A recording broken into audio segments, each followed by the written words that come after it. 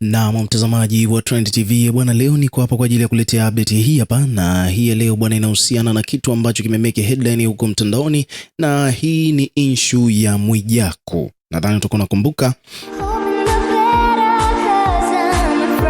tokea siku ya juzi tulikuwa tunakupa update kuhusiana na maneno ambayo yalikuwa yanaendelea kati ya Mwijaku na Dudubaya. Nadhani utakuwa unaelewa kabisa kwamba Mwijaku na Dudubaya bwana walikuwa wamevana kwa namna moja au nyingine huko mitandaoni, na sababu kubwa ya hao yote kutokea ni kwamba Mwijaku bwana alikuwa ameamua kumsema Dudubaya mara tu baada ya Dudubaya kumsema vibaya Mheshimiwa Fella, baada ya kufahamika kwamba mzee Fella yuko na maradhi, anaumwa mahututi.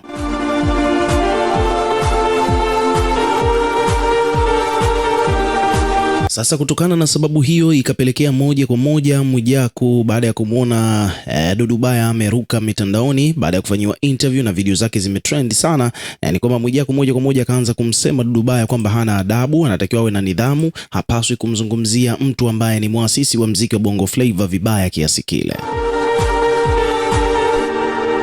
Lakini pia vile vile ni kwamba Mwijaku bwana akaanza kumsema personally Dudubaya kwamba mapombe na vitu vingine kama hivyo ameharibu maisha yake, na sasa hivi amebaki kulaumu watu na vitu vingine kibao, ambapo baada ya hayo aliyozungumza Mwijaku kumuhusu Dudubaya, baada ya Dudubaya kumsema Said Fella, ni kwamba moja kwa moja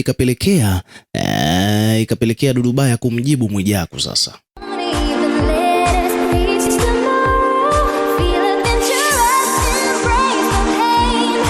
Na kwa kifupi ni kwamba majibu ambayo ameyatoa Mwijaku kwenda kwa majibu ambayo ameyatoa Dudubaya kwenda kwa Mwijaku ni kashfa nzito, kwani Dudubaya bwana amevuka mipaka mpaka kafikia hatua ya kumsema Mwijaku kwamba ana mambo ya kishoga, kwamba ni vitu ambavyo ni vizito kiukweli, yani ni accusation nzito ambazo huyu Dudubaya amezitoa dhidi ya Mwijaku, jambo ambalo kiukweli limeibua mijadala mizito sana huko katika mitandao ya kijamii. Kwa hiyo sasa mpaka hapo moja kwa moja ni kwamba utata na maneno yakawa yanarushwa kati ya Mwijaku na Dudubaya. Kwa hiyo Dudubaya akawa anazidi kumsema Mwijaku, na huku pia Mwijaku naye pia akawa anamjibu Dudubaya.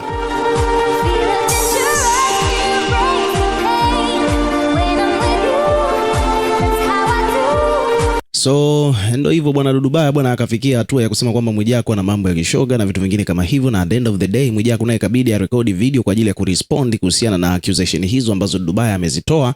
Lakini mwisho wa siku ni kwamba siku ya leo Mwijaku amekuja tena kutoa kauli nyingine kupitia ukurasa wake wa Instagram, na ni moja kati ya vitu ambavyo vimewashangaza vile vile watu wengi. Wamegundua kwamba okay, kumbe hii ndio ilikuwa dhamira ya Mwijaku, yani Mwijaku kumbe alikuwa na dhamira yake baada ya kuamua kurushiana maneno na Dudubaya. Kwa hiyo Mwijaku amekuja kuisema hapa dhamira yake yeye kuamua kurushiana maneno na Dudubaya ilikuwa ni nini, na wala hakuwa na nia mbaya, na ameeleza kwamba alichokuwa amekipanga kichwani kwake amekitimiza.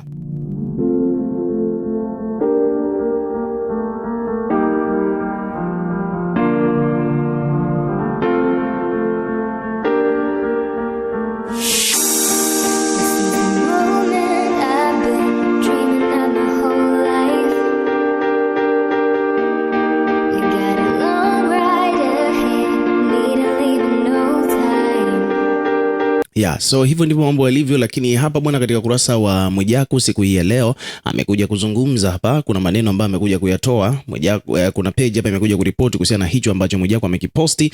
Wameandika kwamba kumbe Mwijaku alikuwa anamchota akili Dudubaya, aache kumsema vibaya mkubwa Fella. Hakuwa serious kabisa. Kupitia Insta story yake Mwijaku ameweka ujumbe mpya siku hii ya leo.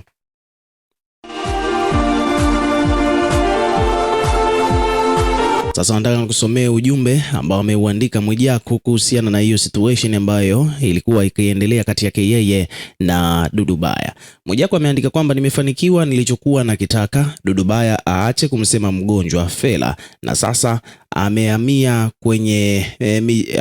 kwenye machimbo na matusi na matusi yake haya. Sasa twende na hilo wazo lako la mitusi kama kawaida yako.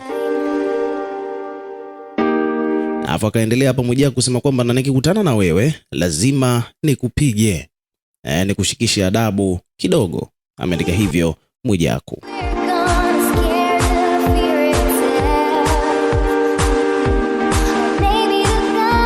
So huo ndo ujumbe wa Mwijaku. Anadai kwamba yeye alichokuwa amekipanga ni kwamba alikuwa anataka kushift focus ya Dudu Baya kumsema vibaya Mkubwa Fella, aanze kuzungumza mambo mengine, na hicho ndicho alichokuwa amekipanga Mwijaku kwa mujibu wa alichokiandika katika Insta story yake, na anadai kwamba amefanikisha.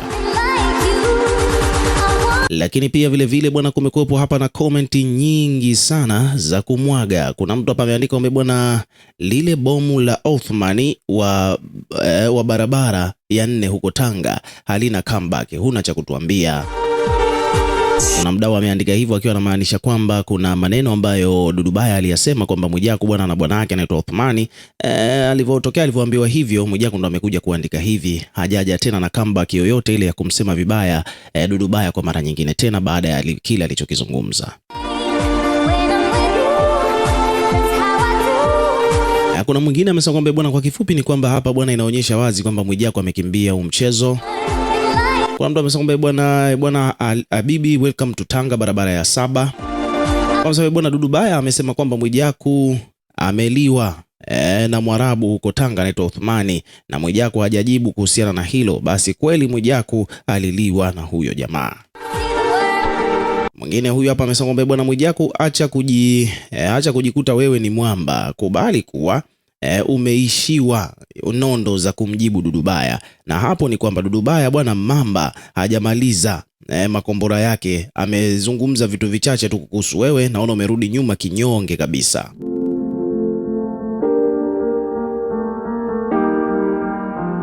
Mdau mwingine huyu hapa naye pia amekuja kuweka comment hapa, ameandika kwamba bwana unaweza pia okay.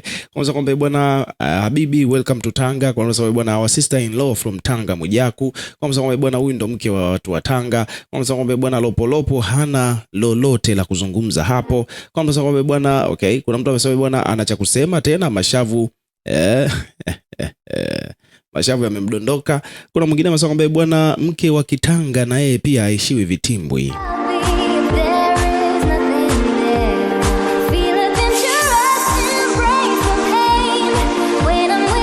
So hivyo ndivyo mambo yalivyo bwana, kwa mujibu wa comment ambazo zimejitokeza. Hayo ndiyo maoni ya wadau mbalimbali huko mtandaoni kuhusiana na kile ambacho kimetokea kumhusu Mwijaku. So at the end of the day, ukiwa kama mdau na wewe pia, hebu tuwekee maoni yako bwana katika comment section hapo chini. Tutakuwa tukisoma na kureplay kila comment ambayo tutakuwa tunaiona, lakini pia vile vile bwana, hakikisha tu unazidi kuwa karibu na channel yetu kwa kulike, kushare na kusubscribe kwa ajili ya kupata update zaidi.